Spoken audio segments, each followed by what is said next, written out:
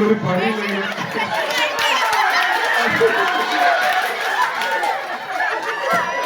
Sari കൊടുത്തതിന്റെ perfection നോക്കിയിട്ടാണ് നമ്മൾ സമ്മാനം കൊടുക്കുന്നത്. എണീറ്റോ എണീറ്റോ ഓക്കെ കൊടുത്തുകഴിഞ്ഞോ കൊടുത്തുകഴിഞ്ഞോ അങ്ങനെ കൊടുത്തുകഴിഞ്ഞോ?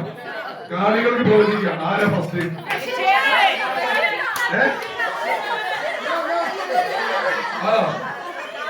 ഒന്നാം സ്ഥലം അല്ലേ?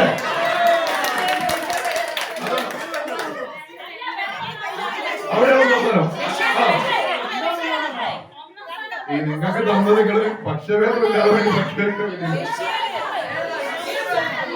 അല്ല, നിങ്ങളിങ്ങനെ തർക്കം കൂടുകയാണെങ്കിൽ നമ്മൾ മത്സരം നടത്തേണ്ടി വരും. അതിൽ കാര്യമില്ല.